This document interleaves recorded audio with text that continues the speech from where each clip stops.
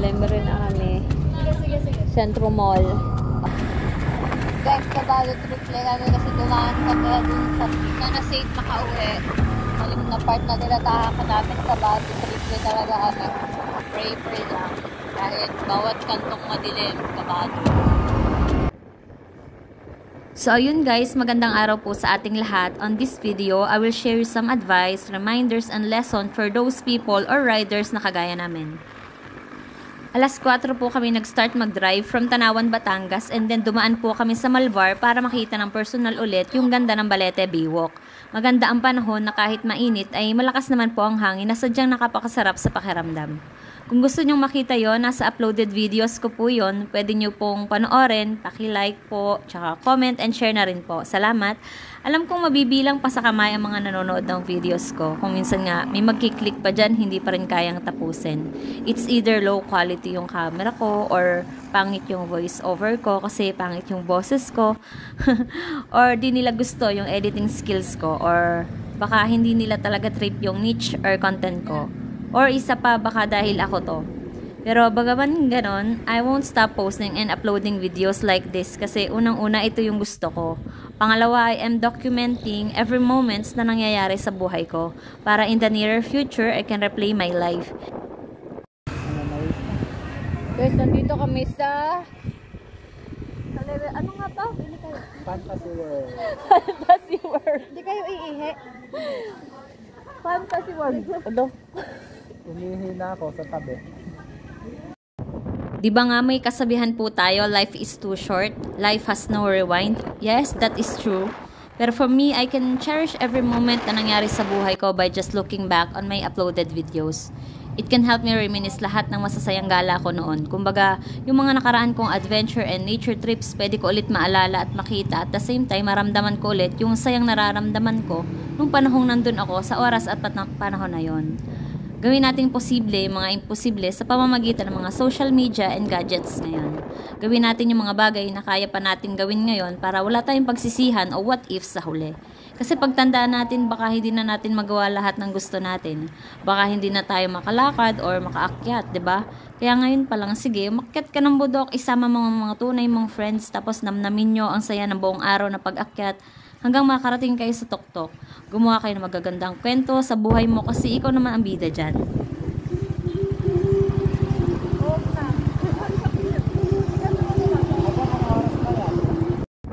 So, ayun nga po, tinahak namin ng past 5 PM na po yung crossing Banay-Banay Lipa to Lemery, then Tagaytay. Dumating kami ng Sky Ranch ng mga 8-11 PM at nagkape naman kami pagdating ng Walter Mart. Sobrang lamig nga po ng mga oras na yan at buti na lang malamig din yung coffee ko. Yes, cold ba naman yung coffee na na-order sa akin ng kasama ko? Syempre, ininom ko pa din yun. Nakakahiya naman ko, ibalik ko pa. Hello, lalamunan na lang bukas. Guys, lamig na lamig kami dito. Tagaytay. Tapos, nagkape kami. Tingnan nyo yung in-order sa akin. Lamig.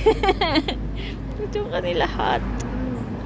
Sa akin, oh my God. Guys, dito tayo mag-dinner. Lutong bahay, RSM. After nyan, kumain na rin po kami ng dinner at sa RSM na nga lang po yung napili namin para sa mainit na bulalo. Siyempre, sa lamig na panahon na yan, bukod sa yakap ay bulalo ang perfect dyan. Yun.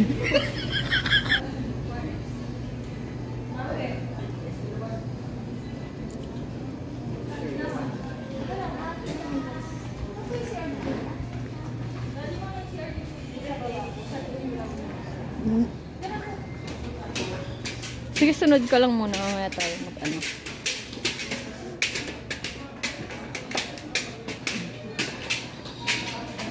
Ay, ang cute. Ang cute. Ay, ang shallow naman. Ganda ng ambience. Guys, oh.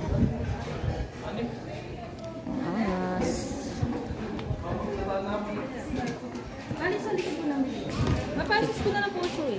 Okay. Inform ko kayo ma'am pag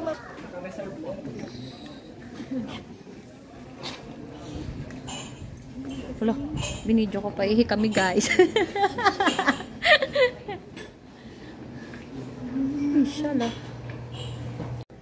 At ito na, nagkunwari na kaming sosyal. Parang may inip ata sa amin ang waiter sa kakahanap namin ng murang ulam. Mula ho kayong tapsi, lugod tuyo.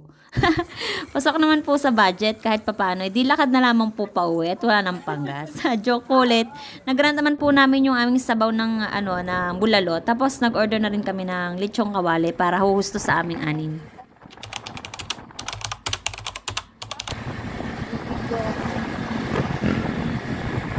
Guys, kabalo triple kami kasi dumaan kami dun sa lugar kung saan balitang nagbukaan daw ng buko.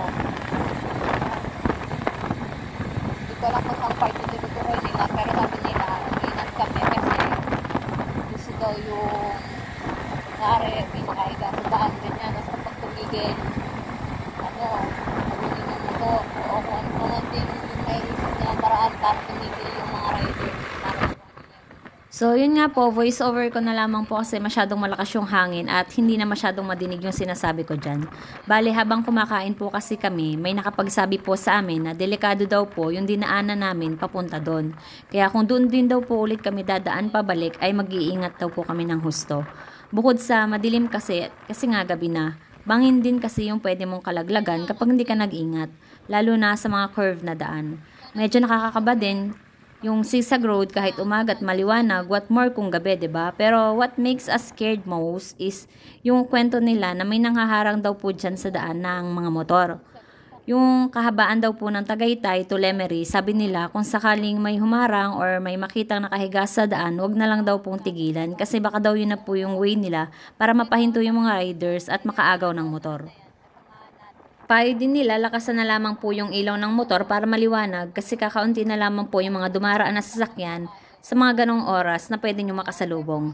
Nag-usap-usap na lang din po kami ng kasama ko dyan na bawal na po kaming maghiwalay at dapat magkasunod lang po kami palagi. At bago po kami umalis ay nag-full tank na rin kami ng gas at umihi na rin para wala nang dahilan para tumigil pa.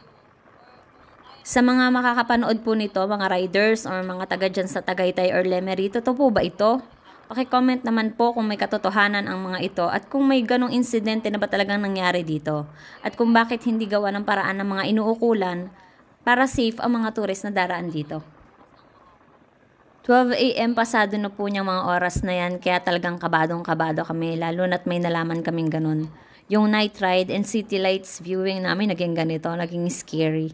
Pero payo ko lang sa iba, kapag ganitong pagkakataon gabi na tapos may ganitong kwento pa, huwag nyo na lang ipilit umuwi ng alangang oras. Kahit ano pang reason nyo, may pasok kinabukasan or what, mas isipin nyo yung safety ng lahat. Safety first, ika nga, 'di ba? Kasi isa lang naman ang buhay natin, malay ba natin kung totoo yon or hindi, or kung hindi ka naman doon napahamak, doon ka naman napahamak sa pagdadrive mo ng mabilis dahil sa takot mo, 'di ba?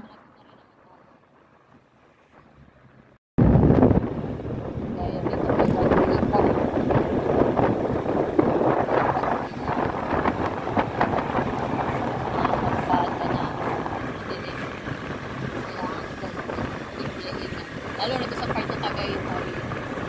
Dali-dali kami, hindi na makapag-video kasi talagang sa payo. Ingat, sa bangin, pinagsugat,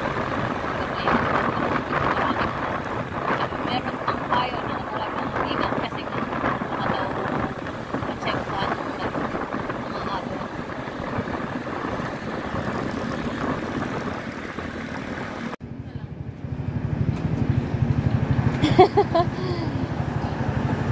Update, nasa Lemery na kami.